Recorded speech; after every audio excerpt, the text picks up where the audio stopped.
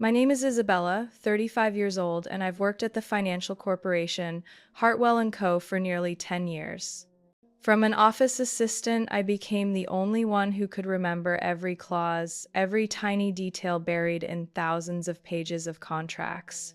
But to upper management, I was always just the secretary. That morning, the conference room on the 40th floor glowed under golden lights. The long walnut table gleamed, leather chairs lined up neatly. The air was thick with the scent of roasted coffee and expensive cologne. All the directors were present, faces bright with excitement over a merger that promised massive profits, buying out a logistics tech company worth $75 million. At the head of the table sat Marcus Ellison, our CEO, 52 years old, tall, with sleek gray hair leaning back in his chair, smiling with the confidence of a man who thought he held the whole market in his hands. I quietly placed the binders in front of each person. When I reached Marcus, I spoke softly, but loud enough for everyone to hear. "Sir, there's a section in the contract that should be reviewed. Appendix, page 286, Section C. It has a legal gap concerning secondary licensing rights." Marcus narrowed his eyes, then let out a mocking laugh. "Isabella, you're a secretary, not a lawyer. Your job is to staple papers, not lecture on the law. I've got 3 Harvard lawyers handling that." A few directors chuckled. One even whistled under his breath. Heat rushed to my face, my heart pounded, but I forced my voice to stay steady. "I just think the legal team should double-check it. That clause could allow a third party to interfere with the deal." Marcus cut me off, his tone sharp as ice. "That's enough. I don't pay you to think. Put the binder down and get back to your desk." The room went dead silent. Some averted their eyes, others smirked. I swallowed hard, nodded, and placed the leather binder in front of him. My whole body was tense, but I stood tall. In that moment, I realized every year of effort, every sleepless night reviewing contracts, every time I saved the company from a mistake meant nothing to Marcus. To him, I was furniture useful if needed, otherwise invisible. I sat at the end of the table, silent for the rest of the meeting. They kept discussing, laughing about the fortune they'd soon gain. Each nod, each joke, cut like a blade. But instead of breaking, I felt a strange steel rising inside me. When Marcus finally ended the meeting, his voice boomed through the glass room. "We'll sign the deal within a week. Get ready to celebrate. Hartwell & Co. is about to turn a new page." Applause erupted. I stood, gathered the stray folders, my lips pressed tight. I knew one thing for certain. If left unchecked, they were walking straight into a trap. But Marcus chose to dismiss me. And this time, he had made a grave mistake. That night, when the office lights were out and the elevators no longer stopped on the 40th floor, I stayed behind. Outside the glass windows, the lights of San Francisco flickered through a thin layer of fog, but inside me there was only one urge: to uncover what was hidden in that contract. I reopened the nearly 600-page draft and spread it across the table. My eyes were heavy from the long day, but every word, every clause felt etched into my memory. I was used to being the only one who read carefully into the details the lawyers and executives brushed aside. Page 286 appeared under the dim glow of my desk lamp. I read each line slowly, and then, when my eyes landed on the words "Dormant License Clause, subsection C," my heart pounded. This clause allowed a third party to file legally for the rights to use the company's core software by paying only a token fee of $1 so long as the filing came before the merger officially closed. I froze. This wasn't new. It had been written over 20 years ago, back when that tech company was still small and barely valuable. Yet through countless mergers and revisions, it remained. No one had noticed, or maybe they didn't care, assuming no one would bother. But to me, this was the key. I inhaled deeply, caught between excitement and fear. If used, this loophole could collapse the $75 million deal Marcus bragged about in an instant. And the only one holding that ace card was me, the secretary they dismissed. The squeak of a janitor's cart echoed down the hallway, making me jump. I quickly gathered the documents, pretending to jot notes. When the cleaning staff walked by, they simply nodded and kept going. No one paid attention to me, just as the company had never truly seen me. By the time the clock neared midnight, I had read from the first page to the last. My early doubts were now undeniable. The clause was valid, legal, and clear. It wasn't just binding in the US. International trade law recognized it too. I had checked case records just to be sure. Marcus's voice from that morning echoed in my head. I don't pay you to think. That arrogance was why he refused to listen, and it would be the very thing to drag his career down. I closed the binder, my heart still racing, but not from shame anymore. From resolve. I knew this wasn't a game. One wrong move could cost me my job, even bring lawsuits. But once I had seen the truth, I couldn't pretend it wasn't there. I opened my personal laptop, not the company's, and drafted a summary of the clause. Then I emailed it to myself using my private account, ensuring I had proof I'd reviewed it independently, outside of work resources. I needed to prepare for every scenario, especially Marcus twisting facts to punish me. When I left the building, Market Street was nearly empty, neon lights reflecting off the rain-soaked pavement. I clutched my bag tighter, inside it a printed copy of the clause. In that moment, I felt a simple truth. Power doesn't sit at the head of the boardroom table, it rests with the person who actually reads the fine print. On the drive home, I called an old friend, Caroline, now working in compliance at a law firm in Los Angeles. We hadn't spoken much in years, but I trusted her. As I read the clause to her, she went silent for a few seconds before blurting out, "Isabella, this is absolutely binding. If someone files correctly, the deal can't move forward without that license." I gripped the phone tighter. "Just $1? That's right. It sounds insane, but the law doesn't care if it makes sense. It cares if it exists in the contract. And it's right there." When the call ended, I sat still in my car. $1, a number so small, yet enough to shift an entire empire. I let out a quiet laugh, though my chest burned with determination. Marcus Ellison thought I was only good for stapling papers. He had no idea he'd just handed me the chance to change everything. That night, I couldn't sleep. The image of the boardroom, Marcus's smug face, the mocking laughter of the directors kept flashing through my mind. But this time, instead of humiliation, I saw a path forward. I wasn't going to stay silent any longer. The next morning, I walked into Hartwell & Co. with a calm face, as if nothing had happened. But inside my brown leather bag, I had carefully prepared every document I needed. From that moment on, I was no longer just a secretary, I was the one holding the secret that could overturn the entire $75 million deal. I chose to sit quietly at my desk like any other day. My eyes pretended to focus on the screen, typing routine reports. But in my mind, every step of the plan was already mapped out. I knew one thing for sure.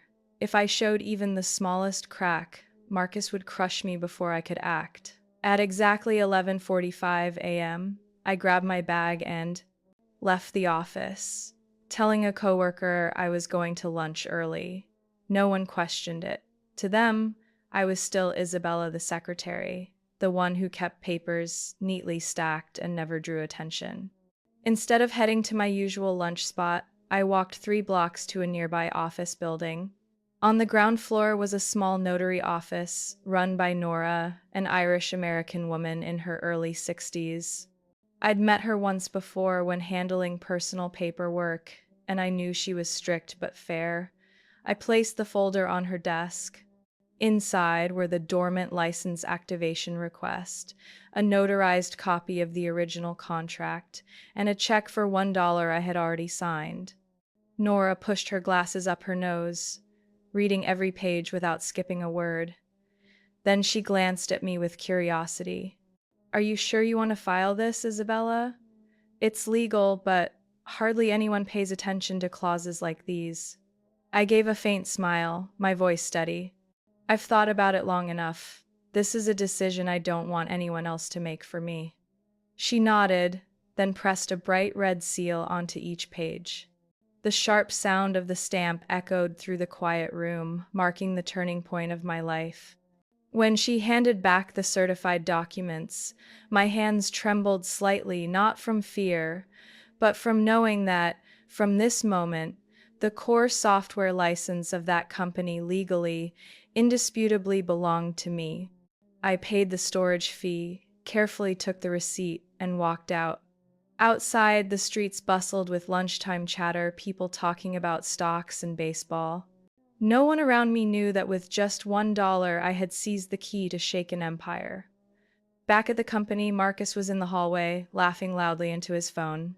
He clapped a director on the shoulder, brimming with excitement over the fortune he thought was coming. I walked past, my face deliberately neutral.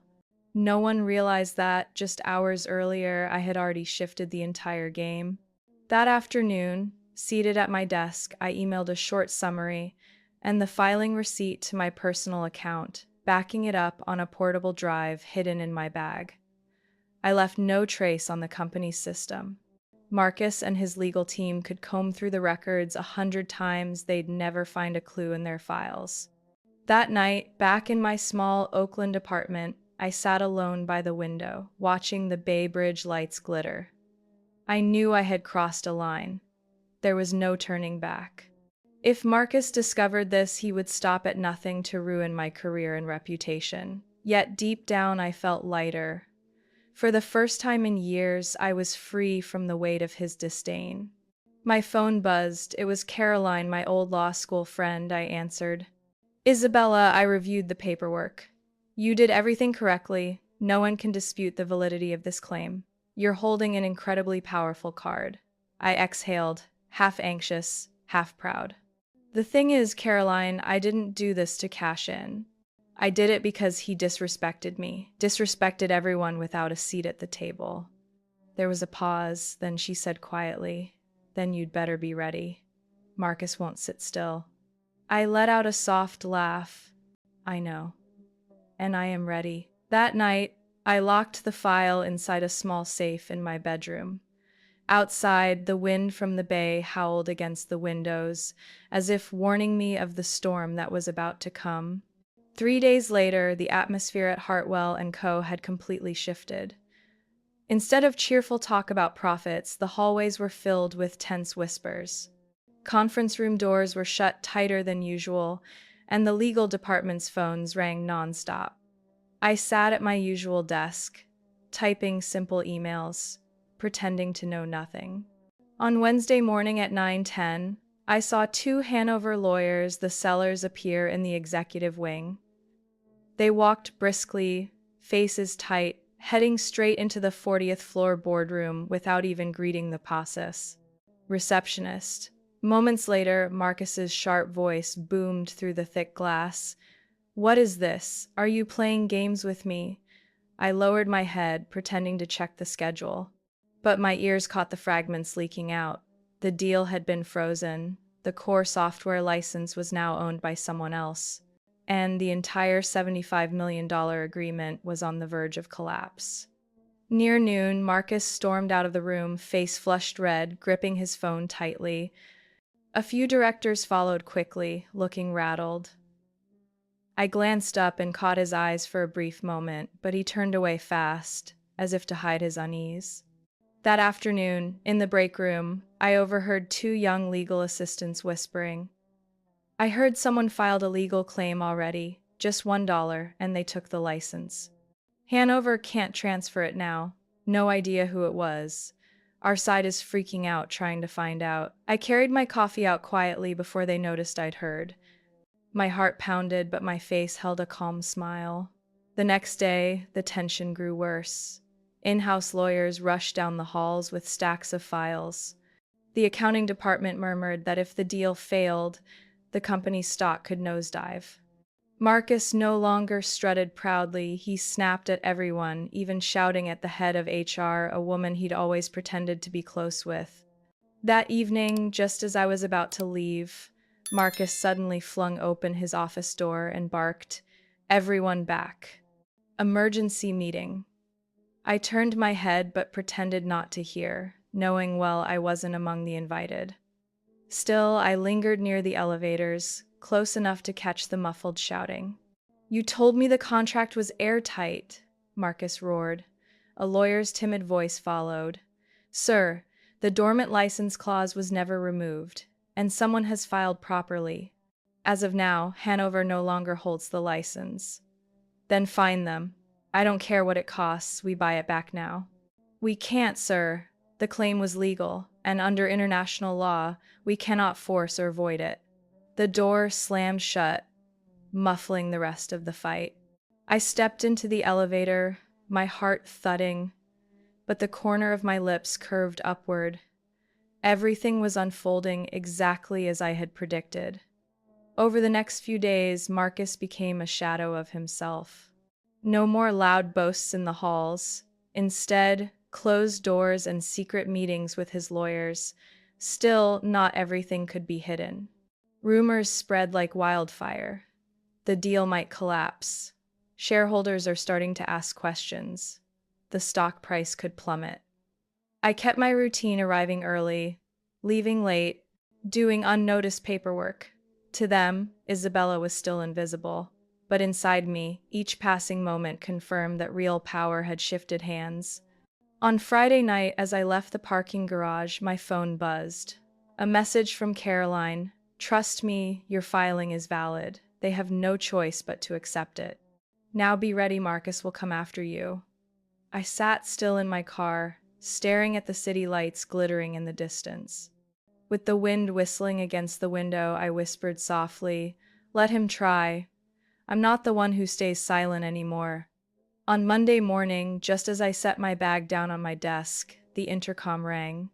The executive assistant's voice came through, dry and sharp. "Isabella, the CEO wants to see you right now. Go to his office." I took a deep breath, adjusted my blazer, and walked down the long glass-lined hallway. Curious eyes followed me, as if everyone was waiting for a show to begin. I knocked, then pushed open the heavy wooden door. Marcus Ellison stood by the window, staring down at San Francisco. He no longer carried his usual confidence. His shoulders were tense, his hands buried in his pockets. Only when I shut the door did he finally turn, his voice low. "Sit down, Isabella." I pulled out a chair, sat upright, and held his gaze. Marcus walked slowly toward his desk, leaning against its edge, his eyes boring into mine. "I've just been told a claim was filed, freezing our $75 million deal. And strangely enough, the name on it is yours, a secretary. Do you have any idea what you've just done?" I kept my voice calm. "Sir, I only exercised a right written clearly in the original contract. I warned you about that clause, but you ignored me." Marcus's face twitched. He let out a dry laugh, but there was no arrogance in it, only simmering anger. "Who do you think you are, Isabella? You're not a lawyer, not an executive. You have no authority here. You're sabotaging the very company that pays you." I tilted my head slightly, answering evenly. "I didn't sabotage anything. I followed the law. It was you and your legal team who overlooked it. If you'd listened to me from the start, none of this would have happened." The room went still. Marcus braced his hands against the desk, glaring as if he could crush me with his stare. Then he shifted tactics, his tone softening, almost coaxing. "All right, I get it. Maybe you just wanted to prove yourself. This deal is vital to me, to the company. Let me buy that right back from you. How much? 50,000, 100,000? Just say yes, and it all goes away. No one ever has to know." I looked straight at him, unblinking. "I didn't do this for money." Marcus raised his eyebrows, smirked faintly. "Everyone does it for money." I answered firmly, my voice steady. "I did it for respect. You dismissed me, dismissed everyone without a seat at this table. You thought we were invisible. But today, I want you to know no one stays silent forever." Marcus leaned back in his chair, chuckling darkly. though the sound died quickly. For a brief moment, I saw genuine uncertainty flicker in his eyes. For the first time, he wasn't in full control. His voice dropped, cold and low. "You don't understand. Isabella, this won't end well for you," I replied evenly. "I understand. And it won't end well for you either." The air thickened, taut as a drawn string. We locked eyes, neither of us backing down. Finally, Marcus waved his hand, his voice raspy. "You'll regret this." I stood, gathered the papers in my hand. Before stepping out the door, I turned back and said quietly, "Maybe, but at least I did the right thing."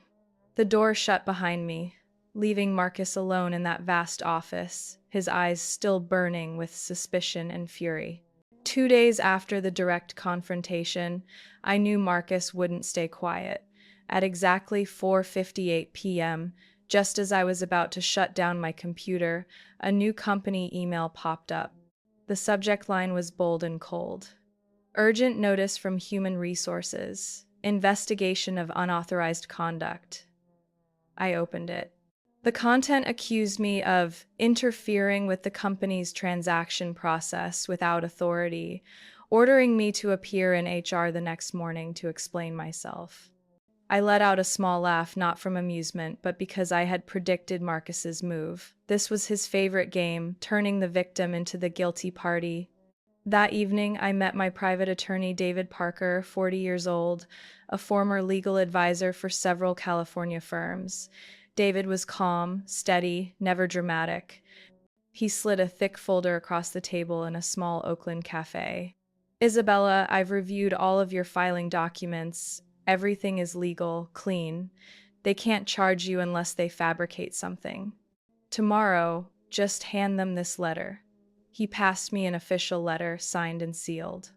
It stated clearly that any retaliatory actions from the company, including account lockouts, suspension, or baseless accusations, would be considered violations of labor law and immediately countered in court. I nodded, feeling a solid wall at my back. "Marcus won't stop at HR," I said quietly. "He'll push the company lawyers to tighten the pressure." David only smiled. "Good. You've prepared too well, Isabella. Let them make another mistake." The next morning, I walked into HR on the 20th floor. Sitting across from me was HR Director Linda Foster, nearly 50, her face stern. Beside her was a company lawyer I'd never seen before, thin frame, wire-rimmed glasses, eyes cold. A thick folder sat on the table, no doubt filled with evidence against me. Linda started, her tone flat. "Isabella, we received a report from the CEO's office stating you interfered with the transaction process, causing harm to the company's interests. We need your immediate explanation." I opened my bag, placed David's letter on the table, and slid it toward them. "This is my attorney's formal response. I filed the claim entirely as a private individual, without using any Hartwell & Co. resources. If you wish to continue, we'll discuss it in court." The company lawyer skimmed the letter, his face darkening. He cleared his throat. "Are you threatening the company?" I met his gaze evenly. "No. I'm asserting my rights." The room fell into an uneasy silence. Linda frowned, leaning back as if recalculating. At last, she closed the folder. "We'll need more time to review this." I stood, offering a polite smile. "I understand. I'll keep all documentation myself to ensure transparency. Thank you for your time." As I left, a few employees glanced curiously my way. The rumor mill had already spread. "Isabella's under investigation. Marcus is trying to get rid of her. She might be fired." But they didn't know that every step Marcus made, I had already prepared a counter. That afternoon, just as I sat back at my desk, my computer screen went black. A message flashed. "Your account has been locked. Please contact IT support."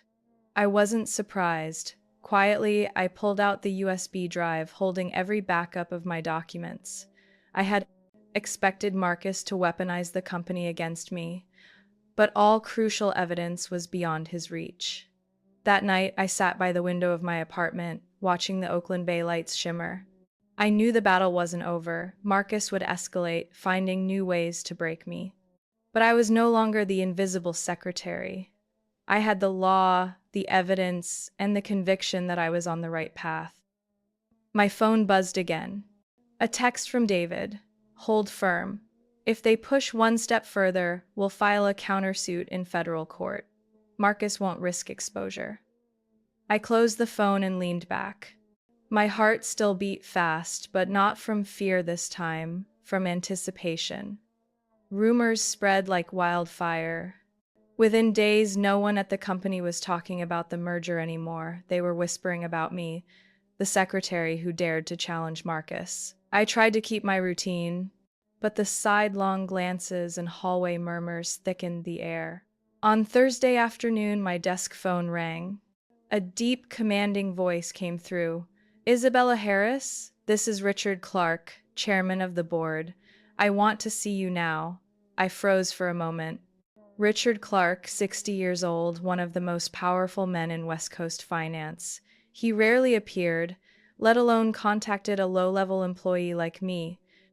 I answered simply, "Yes, sir, I'll come right up." The 45th floor conference room was eerily quiet. Not Marcus's noisy bravado, but the kind of silence that gave weight to every word. Richard sat there, silver hair neatly combed, sharp eyes, steady but not arrogant. He motioned for me to sit. "Miss Harris," he began, calm but firm, "I want to hear the full truth, no detours." I placed my folder on the table and opened it. I laid out everything. Finding the dormant license clause, warning Marcus, being mocked and dismissed, then filing legally on my own expense. I detailed each step without exaggeration. I handed over notarized copies and David's legal letter confirming every action was legitimate. Richard listened without interruption, hands clasped, eyes never leaving mine. When I finished, he exhaled slowly. "You've put us in a difficult position, Isabella, but the fault is not yours." Marcus ignored a warning. "And retaliating through HR, that is serious." He leaned back, thoughtful for a few seconds, then said, "Tonight the board will hold an emergency meeting. I want you present to give your statement." My heart pounded, but my voice stayed firm. "I'll be there." That night, the company's largest boardroom glowed brightly. All 12 board members sat around the long table. Marcus was there too, his face tight, eyes bloodshot. I sat one seat away from him, directly across from Richard. Richard opened. "We are here because the Hanover deal is in crisis. A neglected clause has been triggered. We need to establish responsibility." He turned to me. "Miss Harris, please present." I rose and calmly went through everything again, this time including the emails I'd sent from my personal account to prove independence. When I finished, silence filled the room. Richard nodded, then faced Marcus. "Mr. Ellison, Miss Harris claims she warned you before filing. Do you confirm this?" Marcus clenched his fists, voice rough. "Yes, she mentioned it, but I dismissed it as nonsense." A board member snapped. "You dismissed it without review? This is a multi-million-dollar deal." Marcus slammed his hand on the table. "I won't take legal advice from a secretary. You understand that?" Richard's tone sharpened. "We don't care about ego. We care about the fact that you ignored a critical risk and then weaponized HR to cover it up." Marcus's face went pale. "That was internal protocol." Richard cut him off. "No, that was abuse of power." The meeting dragged nearly 2 hours. Marcus tried to blame the legal team, but my documents and the external legal confirmation left his excuses hollow. Finally, Richard spoke decisively. "The board has agreed. Mr. Marcus Ellison is suspended as CEO, effective immediately, pending further investigation. Authority is temporarily transferred to me." Marcus shot to his feet, face blazing, ready to protest, but Richard raised a hand, ending it. "You may collect your personal belongings under supervision. As of now, you have no access to Hartwell & Co. records." The room grew heavy. Marcus glared at me, rage and disbelief mixing in his eyes. But this time he had no weapons left. I met his stare with calm steadiness. When he stormed out, Richard turned to me, his voice lighter. Isabella, you maintained composure and professionalism where many would have broken. I respect that. I nodded slightly. I didn't do this to win or lose, sir. I just wanted fairness to matter. Richard studied me, then said quietly, "This company needs more people like you." That night, as I stepped outside, the Bay Bridge winds cut sharp and cold. Yet for the first time in years, I felt warm inside. I had stepped into the light. I was no longer the shadow they dismissed. 2 weeks after Marcus's suspension, Hartwell & Co. felt like a completely different company. No more shouting matches in meetings, no more arrogance weighing down the air, just a lighter, sharper focus. The Hanover deal, once thought doomed, had been revived under the careful eye of the board. Richard Clark personally took charge of the new negotiation team. Unlike Marcus, he listened, encouraged every voice, even those usually overlooked. I was stunned when he directly invited me. "Isabella, you know this contract better than anyone. I want you on the strategy team," Richard said. I hesitated. "Sir, Richard cut in, voice firm. "You're not just anything anymore. You've proven your worth." And so I stepped into the negotiation room not as a secretary taking notes, but as a strategic advisor. I combed through every clause, cross-checking each line with the legal team. Lawyers who once dismissed me now had to sit and listen when I flagged risks. None dared underestimate me again. The deal was finally signed transparent, airtight, leaving no loopholes to exploit. Financial journals reported Hartwell & Co. completes Hanover acquisition successfully, a case study in compliance and contract strategy. They didn't mention my name, but everyone involved knew the truth. This success was tied to my resolve. A few days later, Richard called me to his office. He stood by the window, facing the sunset, then turned and said bluntly, "The board has decided. We're creating a new role, Director of Risk and Contract Strategy. It will report directly to the board, and we want you to take it." I froze. "Sir, I've never held a leadership title. Am I really qualified?" Richard faced me, his eyes sharp but sincere. "Isabella, not only are you qualified, you're the only one who proved you can see the risks an entire team overlooked. That's exactly why we're choosing you." After a pause, I nodded.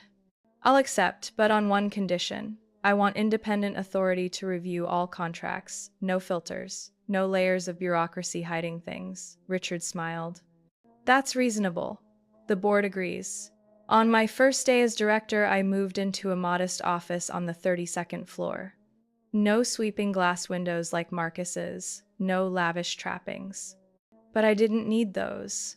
What I needed was clarity, a place where my voice couldn't be ignored.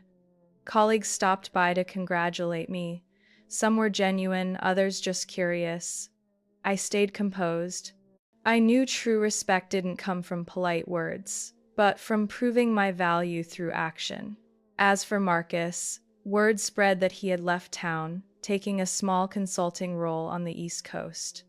No one talked much about him anymore. At Hartwell & Co., he was just a shadow of the past.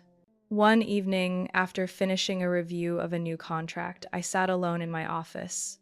The warm light cast over thick stacks of files. I smiled faintly, remembering the days I was mocked for daring to speak up. Now, I had proven a simple truth. Respect is never handed down, it's something you stand up and claim. I poured myself a cup of coffee, gazing at the city lights outside. Inside me there was no bitterness, only resolve. I knew the road ahead would still bring challenges, but this time, I walked it with a voice, with authority, and most of all, with unshakable belief in myself. Isabella's story reflects a familiar truth in life. Many hardworking, capable people are dismissed or sidelined simply because of their job title or others' prejudices.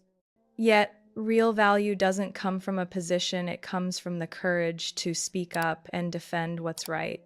In reality, we all encounter Marcus's arrogant people who underestimate others, but Isabella's journey shows that respect is never something to wait for. It must be claimed with courage, determination, and belief in oneself. What do you think about Isabella's journey from an overlooked secretary to a decision maker? Share your thoughts in the comments, and don't forget to follow the channel for more dramatic and emotional family stories.